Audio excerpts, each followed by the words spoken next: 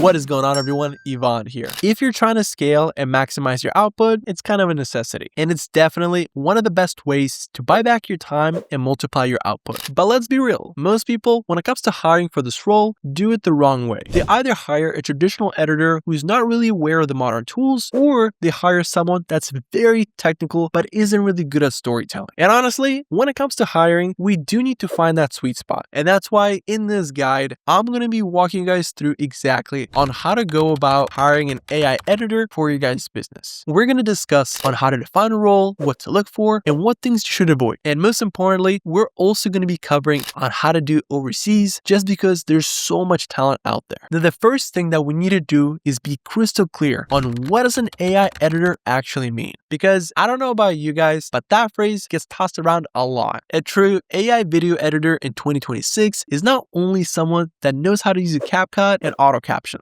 There's a lot more to the process, and it's someone that uses AI to speed up the entire pipeline, from getting your long form video and turning it into short form ones, to generating B-roll and adjusting your audio, to even helping you on your thumbnails and captions. An AI video editor can really do a lot. The main objective here behind using AI is to help them brainstorm and also to do things quicker. They need to create a system, the one that's going to be consistent, reliable, and can generate high quality output every single time. But in order for us to do that, we actually first need to figure out what does our platform actually require. Because platforms are not created equal. YouTube, Instagram Reels, TikTok, they're all going to be different in their own respective way. So before you interview anyone, make sure to first write your platform profile. Are you going to be doing long or short form content? What's your target pace? Do you want to have quick little cuts or have something that's going to be a little bit more calm? Do you also need someone that's going to be doing the whole thing, including thumbnails and titles, or is it only going to be editing? The more specific we can be here, the less headache we're going to have in the long run. And once we've built our platform profile, then we need to create a scorecard. And the biggest mistake that a lot of people make is when it comes to hire an AI editor, they just hope they know it when they see it,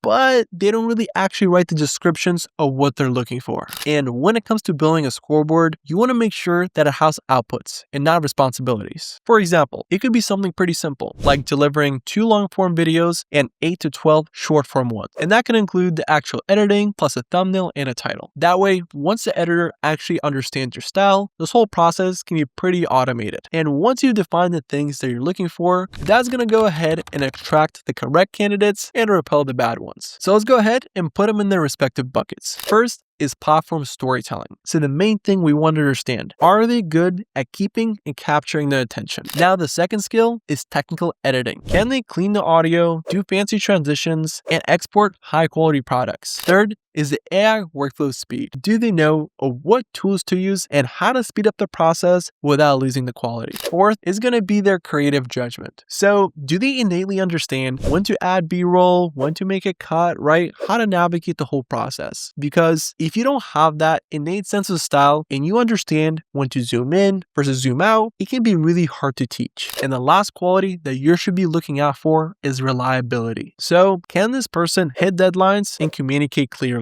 And also, how do they respond to feedback? Because you're probably not going to get the exact result right away. There is going to be some communication involved. So we really need to understand of how they respond to feedback. And the thing is, most people just screen for the flashy things, but being able to communicate and having that sense of style can be taught. It just could be a lot harder. Now, the trick is, when it comes to hiring overseas, you want to make sure you go about it the exact same way as you are hiring locally. So what I mean here is hire based on proof and testing and not just promises. Because good editors exist everywhere, but so do the bad ones. And by following the process, it can really protect you. Now, how do we actually go about sourcing? When it comes to sourcing, you want people that already have experience when it comes to your format and that they're not just learning on the fly. So if you're looking for an editor that specializes in YouTube videos, go ahead and find someone that has actually edited YouTube videos. So when you're asking for portfolios, make sure that it's not generic. You're going to ask for 3 things. Number 1 is a 1 full long edit, then 3 shorts, and then one example where they've actually repurposed content from a long form video and have turned it into a short form clip. And that repurposing skill alone is a huge advantage in 2026. And here comes the most important part, the actual test. This is what's going to make or break the entire process and where you can actually find the perfect candidate. Because let's be real, it's really difficult on making a hire based on an interview alone. And that's exactly where a paid test comes in. You can go ahead and give an editor a raw file, instructions, and what you're looking for. That way, at the end, you can actually see exactly where the head went and if you actually like the result. Because everybody is going to do it a little differently. And it's all about if that specific style actually resonates with you. Now, the thing that you have to be really careful about are the instructions that you send to the editor. You want to make sure that you are as specific as you can get.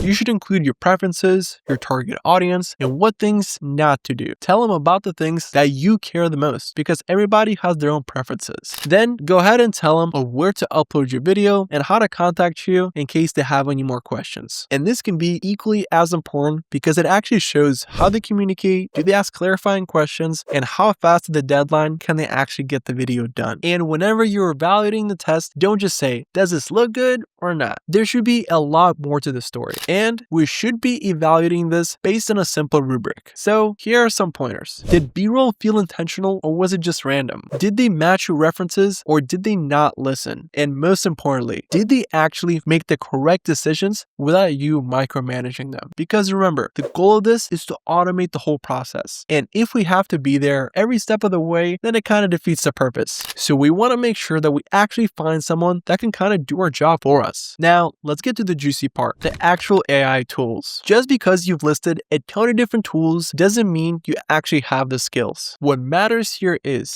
did they use AI to actually speed up the process and improve the video in all the correct places? Because there isn't going to be a tool for every single part of the process. Neither should you use one. A human touch is crucial behind making a really good video. However, we do want to see on how they were able to use different tools out there to actually speed up the process and make the video better. So the main objective is this. We want to have a repeatable workflow that still looks human because that way we're going to save ourselves time while maintaining the quality. Great. So we know what we're looking for, but the question is, how much do we actually pay our overseas hires? The best way to think about this is price per deliverable and not price per hour. If someone is able to constantly deliver 10 shorts per week while maintaining the quality, that is much better of someone that's much slower and constantly has revisions. And when it comes to the actual pricing and the dollar amount, that does range from country to country. However, you should be paying for performance and not just chasing the next cheapest country. Because in the long run, cheap editors might not be so cheap after all, because you are going to be spending a ton in revisions, misconsistency, and overall a poor quality. And once we've made a lock on a specific candidate that we actually like, then we need to go ahead and onboard them. So make sure to give them 2 to 3 videos that are perfect. So that way they'll have a better idea of what good looks like to you. And then give them access to folders that are pretty much idiot proof. So you should have separate folders for files that are raw, projects, exports, thumbnails, and shorts. Then go ahead and give them your naming conventions and send them off to the races. And don't worry, in the beginning, it may be a little slower. However, as they understand more of what you're looking for, the whole process may speed up. But the thing that's going to be key here is how they take feedback. And honestly, in my experience, one of the best ways to actually give feedback is to actually establish a set of rules. Because if something is very qualitative, like we're not really sure if this or that is good, that's really hard to kind of keep track of. But if something is more quantitative, then it's going to be much easier. So for example, always keep the hook within the first 3 seconds. Bam! That is something that's very quantitative because the first 3 seconds is very specific. Always show text on screen within the first 5 seconds. Bam! That's also very quantitative. Always keep captions clean and not too big, and you can always agree on the size. So you see what I mean here? The more things that are specific, the easier time you're gonna have. Now, let's go ahead and talk about some of the red flags that you should definitely avoid. And a big one that comes comes to mind is when they cannot show a full edit, but they just show you reels or highlights. Another one is whenever their captions are sloppy or inaccurate, they're trying to knock it out really fast and they don't really care about the actual quality. Instead, they're just relying way too much on automations. Then there's basic things like missing deadlines or being very defensive about feedback, but those are going to be pretty straightforward. And that's why, ladies and gentlemen, it is so great of hiring overseas. Once you hire the correct person, your business becomes a lot more consistent. You can publish more and overall have a way larger output. If you want a shortcut to this entire process, that's exactly where Parrot comes in. We will help you on defining the exact editor profile of what you're looking for, running the actual test, and pre-vetting all the candidates. That way, you'll have a fantastic editor from the get-go instead of you digging one by one. So if that sounds like something of interest to you, feel free to check out the link down below in the description. And there you folks have it. If you found this video helpful, please make sure to leave a like and subscribe for more videos like this, as it tremendously helps support the channel. Till next time.